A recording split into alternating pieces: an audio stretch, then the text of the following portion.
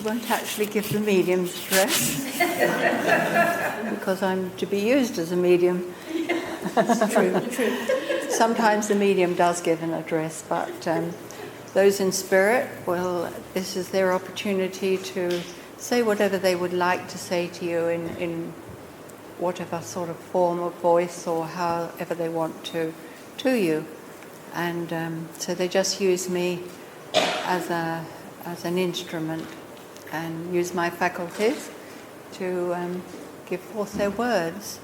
So I just go into an altered state of consciousness just to allow that to happen so that I get out of the way and don't interfere or kind of upset their flow, as it were. So, thank you.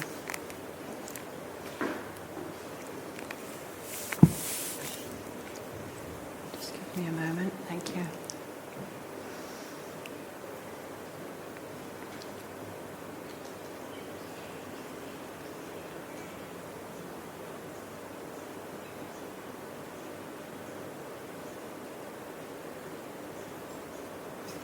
I come to you in love. Is that not a wonderful way to present yourself with love? For you do likewise, surely, when you are greeting your fellow beings upon earth, when you are bidding them a good day, a good evening, morning or afternoon. Are you not saying it with gentleness, with love? That is the power of love in action when you are participating in this manner. And we come by the power of love, for there is no other way to make ourselves, I was almost going to say visible to you, but really to bring about the presentation of our words. Love that wondrous power of this universe. Love that flows through all things and brings about the manifestation of happiness, of the results of others' prayers, others' seeking, others' intentions, others' good thoughts.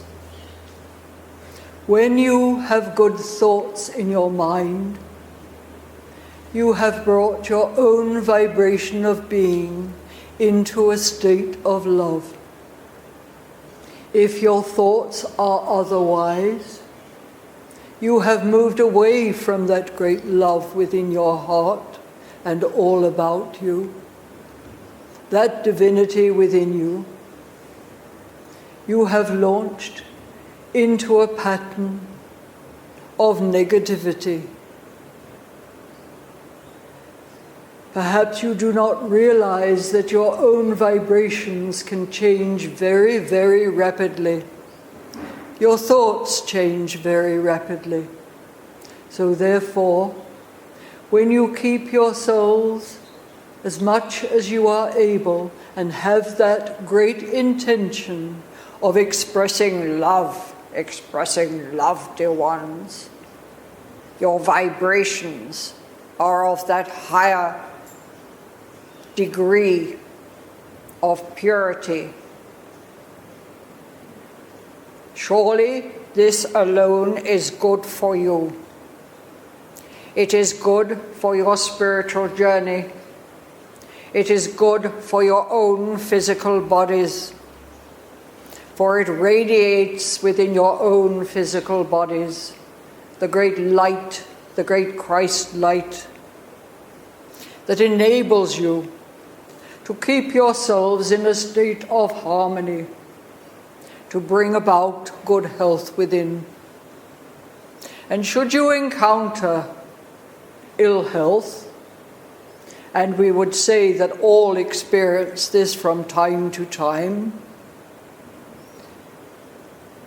let yourselves be consciously aware of that great power within you, that power of love, so that you recuperate as rapidly as you are able.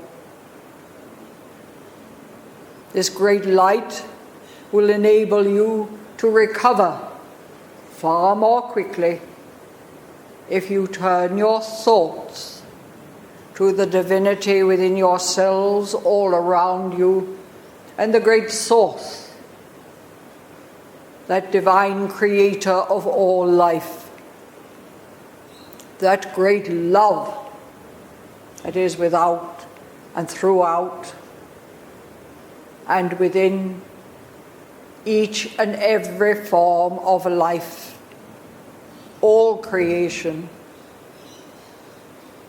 Nothing and no one is without this power.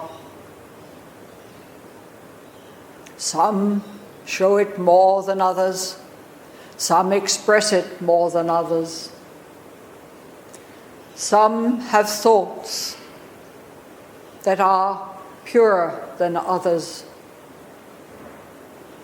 Some seem to express it more verbally, and perhaps even in their actions they are appearing to giving love. But if the thought is not present,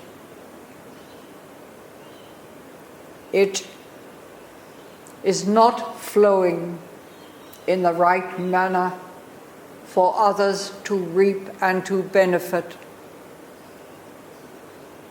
Such a wondrous thing is love. For it is free, and you do not have to be in a certain place to absorb it nor to give it.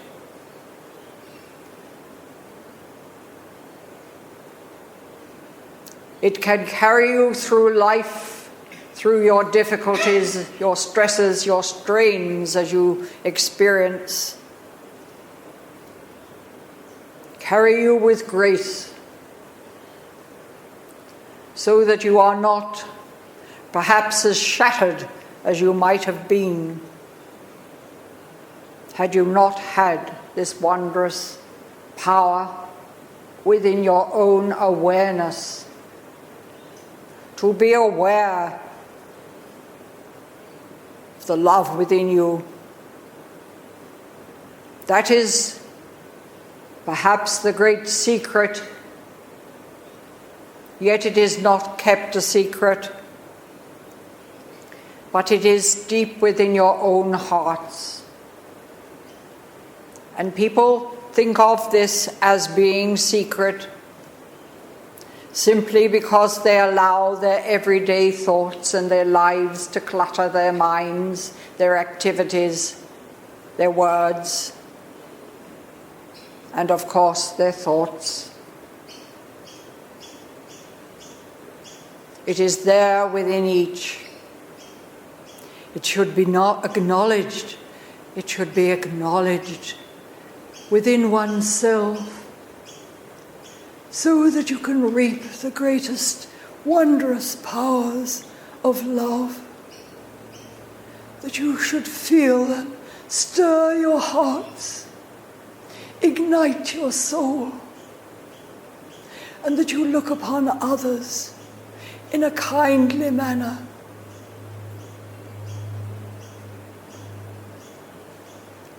It does not mean that you agree with everyone around you. It simply means that you retain your own equilibrium and do not become disturbed by others who perhaps are vexed at life and expressing that vexation that can so easily disturb. It is all very simple, really. If you think of a still lake and you toss into it a rock, a stone, it will disturb the surface. cannot do otherwise. But you can do otherwise. You can indeed retain that stillness. And when you are in that stillness, within your own temple, you retain the beauty and the source of your own being. And you radiate this in return to others who wish to disturb. And if you allow it to be as strong as you can express in your peace, they will benefit.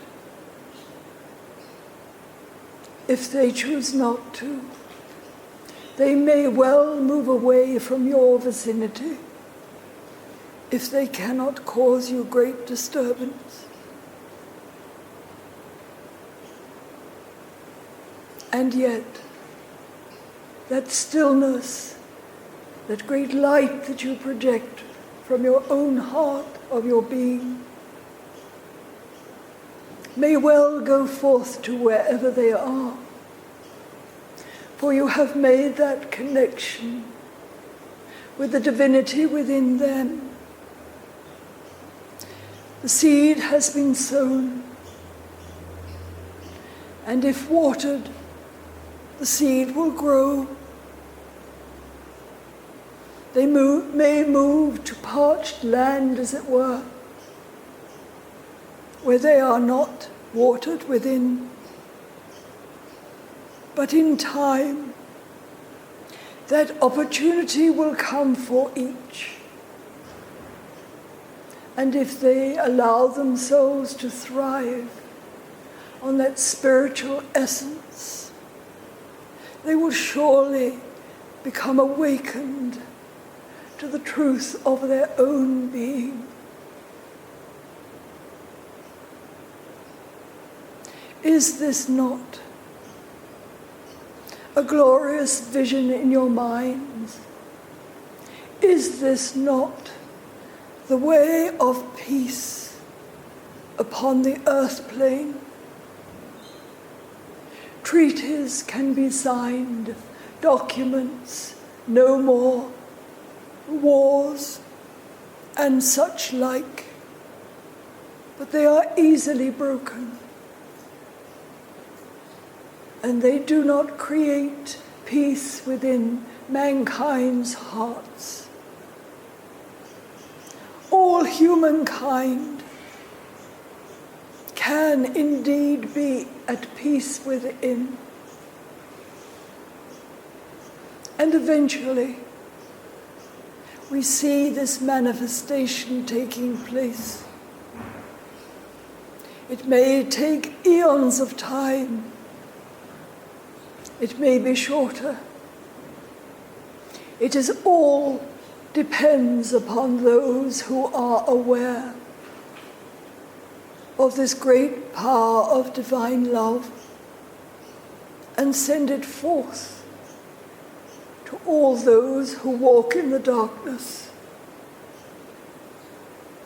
and transform the wonderment of humanity as was originally created.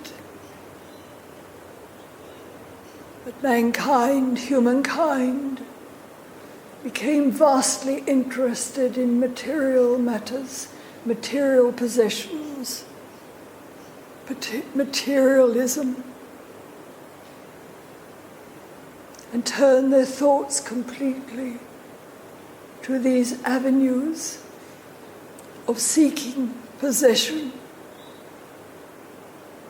which brings out greed in humankind. And so this negativity brings forth to the surface in many and hides that beauty of love within.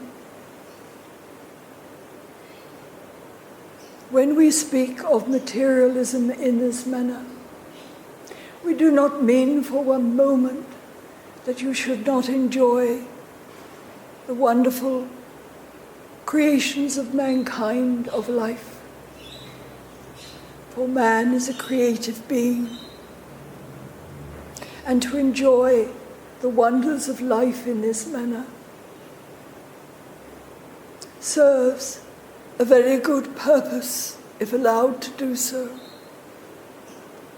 But it does not mean for a moment that neglect should take place of each one's own spirituality.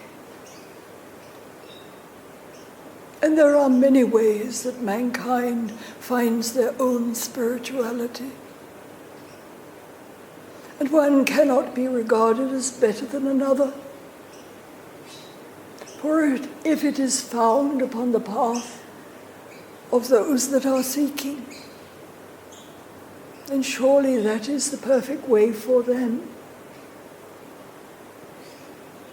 So we do not say to you for one moment, there is only one way, for there are many paths to the heavenly union. And is that not as it should be? Giving opportunity to all, not just a few. Is this not a great blessing for humankind when so many have strayed?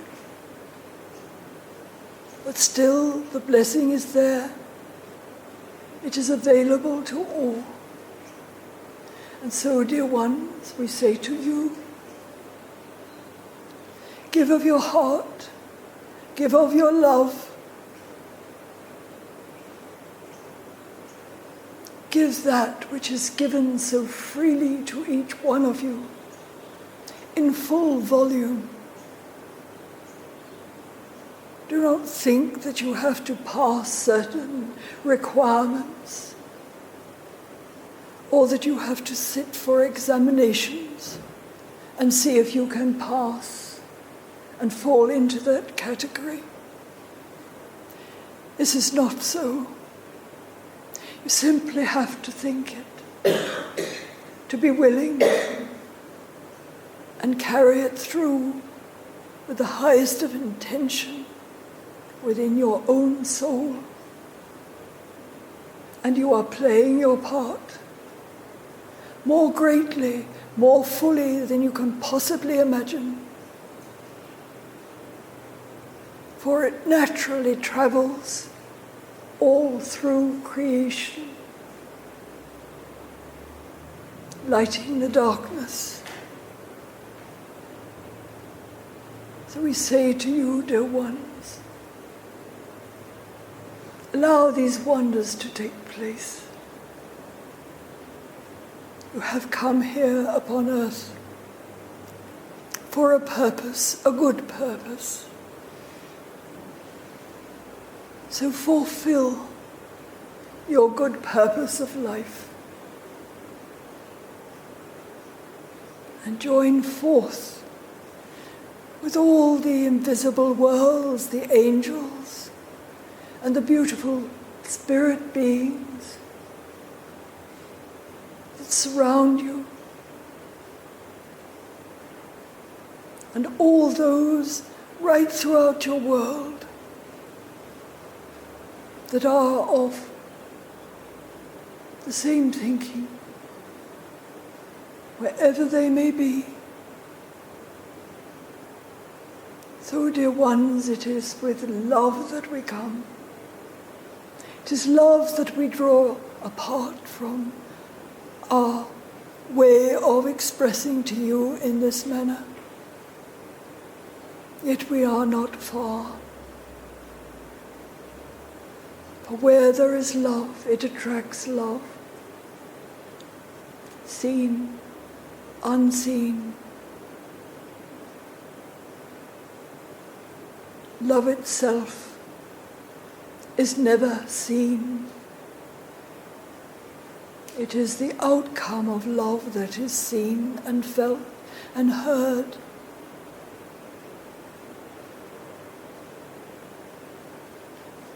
So, dear ones, we say to each and every one of you,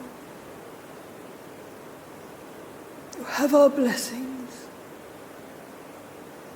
and we join you in love for the greater good of all existence on every level. May peace be unto you all.